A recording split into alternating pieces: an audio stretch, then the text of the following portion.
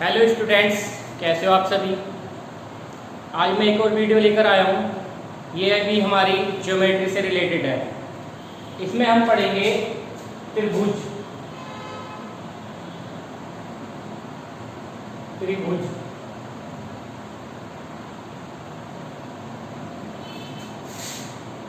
Triangle.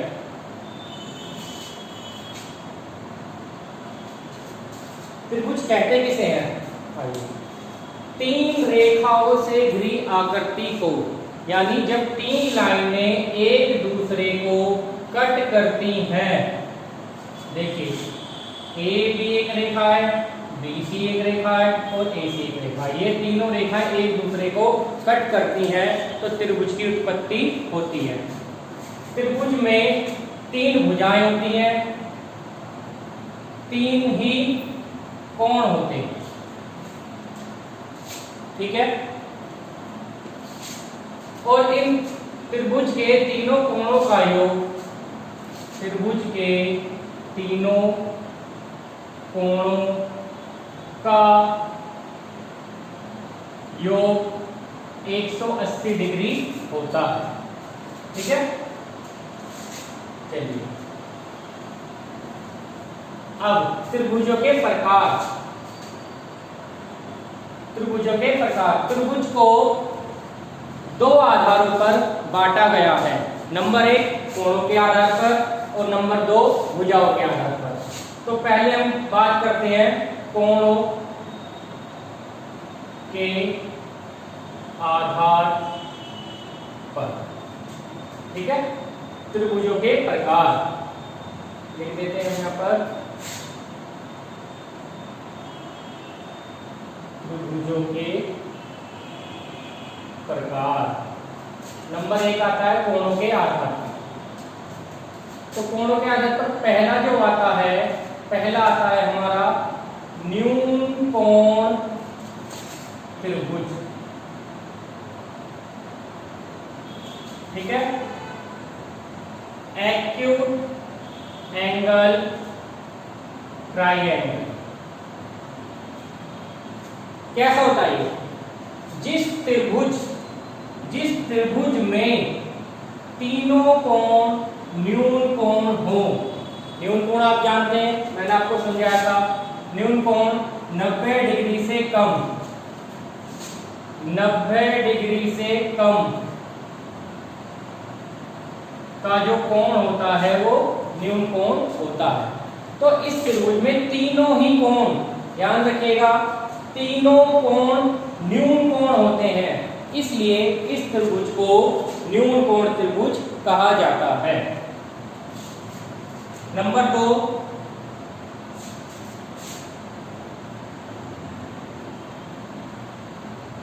समकोण त्रिभुज, यानी right angle triangle. Right angle triangle ये किस प्रकार का होता है? जिस त्रिभुज में केवल एक कोण समकोण होता है। जिस त्रिभुज में केवल एक कोण, भाई एक कोण क्यों, दो कोण क्यों नहीं हो सकते? अगर दो कोण हो जाएंगे तो उन दो कोणों का योग भी 180 डिग्री हो जाएगा, तो तीसरा कोण कहाँ जाएगा फिर? यानी कि किसी भी त्रिभुज में दो समकोण नहीं होते हैं, केवल एक समकोण हो सकता है। ठीक है,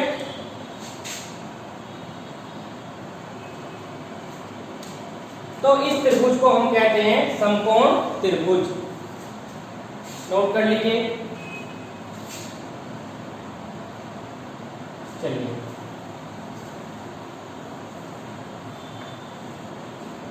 नेक्स्ट करते हैं हम थर्ड।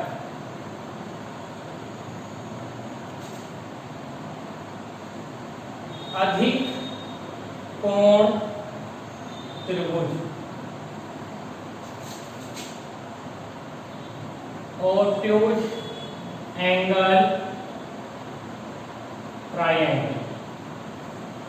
ठीक है, ये किस प्रकार का होता है? जिस त्रिभुज में एक कोण अधिक कोण हो।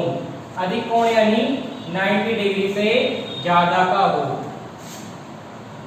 90 डिग्री से ज्यादा का हो, केवल एक कोण, 90 डिग्री से ज्यादा का जो कोण होता है वो अधिक कोण होता है, और अधिक कोण भी किसी त्रिभुज में केवल एक हो सकता है, इसलिए इस त्रिभुज का नाम होगा अधिक कोण त्रिभुज। ठीक है, ये तो थे हमारे कोणों के आधार पर त्रिभुजों के प्रकार। नेक्स्ट करते हैं हम भुजाओं के आधार पर। जैसा कि मैंने भी आपको समझाया था, त्रिभुज एक तो भुजाओं के आधार पर होते हैं और दूसरा कोणों के आधार पर। तो कोणों के आधार पर आप सीख चुके हो, अब आते हैं भुजाओं के आधार पर। भुजाओं के आधार पर हम करते हैं सबसे पहले समबाहु त्रिभुज।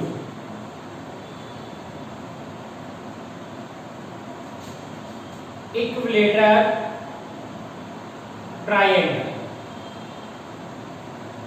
Equilateral triangle.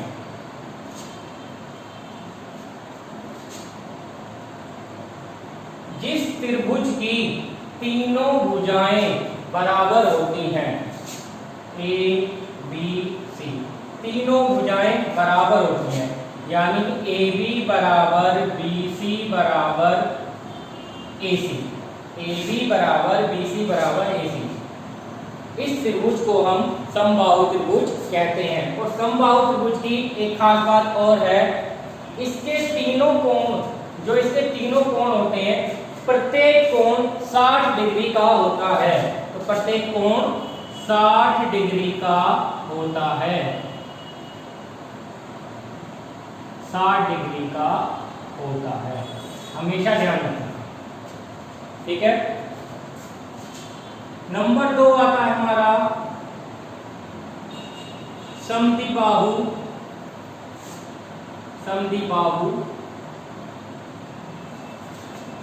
त्रिभुज।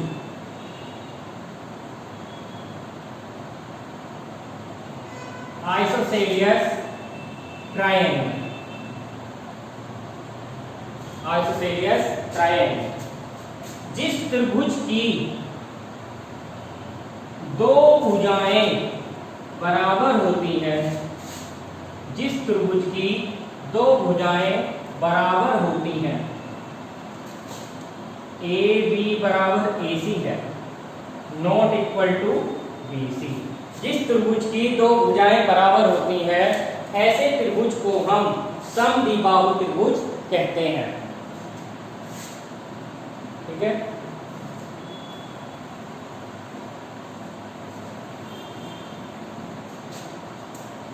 नंबर 3 है हमारा विषमबाहु त्रिभुज, विषमबाहु त्रिभुज।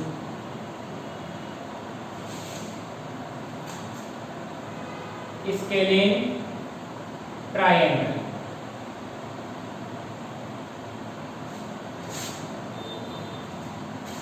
जिस त्रिभुज में तीनों भुजाएं असमान यानी कि अलग अलग होती हैं, जिस त्रिभुज की तीनों भुजाएं अलग अलग होती हैं,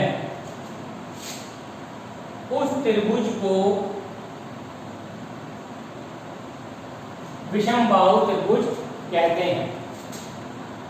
ठीक है, इतना समझ आया आपको?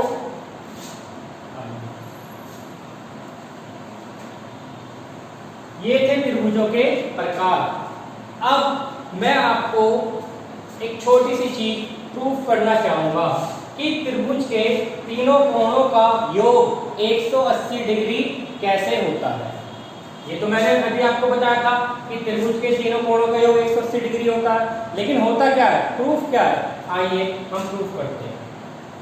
ये हमने कोई एक त्रिभुज ले लिया है, हमें सिद्ध करना है, सिद्ध करना है त्रिभुज के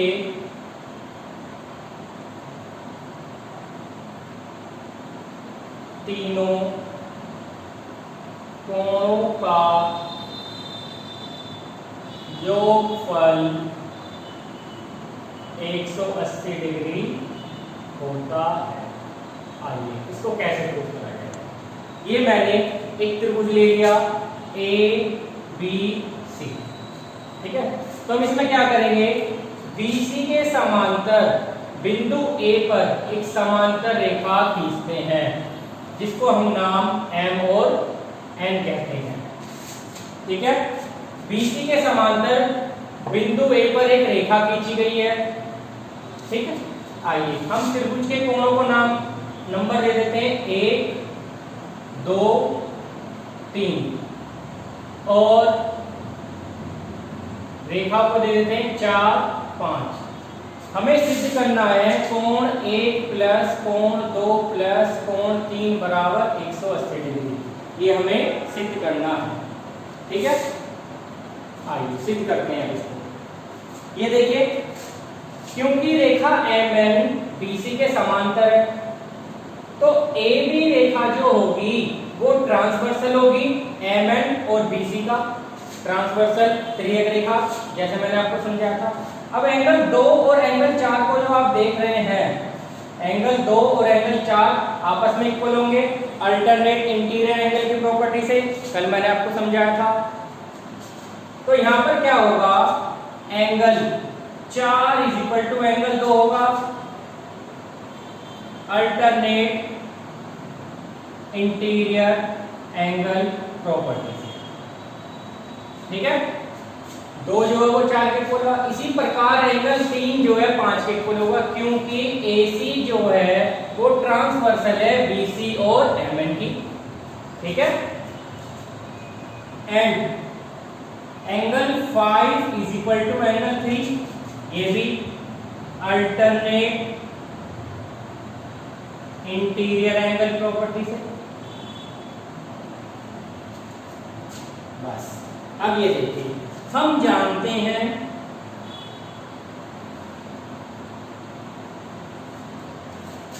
किसी रेखा के एक बिंदु पर बने कोणों का योग 180 डिग्री होता है लीनियर पेयर एंगल से, ठीक है। तो angle 4 plus angle 1 plus angle 5 is equal to 180 degree होगा। कहां से, LP लीनियर पेयर एंगल से। एक ही पॉइंट पर 1 2 और 3 एंगल बनते हैं। अच्छा, अब ये एंगल 4 जो किसके इक्वल है, 2 के, और एंगल 5 जो किसके इक्वल है, 3 के। तो वही ये दोनों चीज हम यहां पुट कर देंगे। तो एंगल 4 की जगह एंगल 2 प्लस एंगल 1 ऐसे ही रहेगा और एंगल 5 की जगह कितना आया, 180 डिग्री। या हम इसे और सीधा करके लिख सकते हैं, angle 1 plus angle 2 plus angle 3 is equal to 180 degree, ठीक है। यही हमें सिद्ध करना। तो आपको समझ आया। अगर ये वीडियो आपको अच्छा लगा हो तो लाइक और शेयर कीजिए।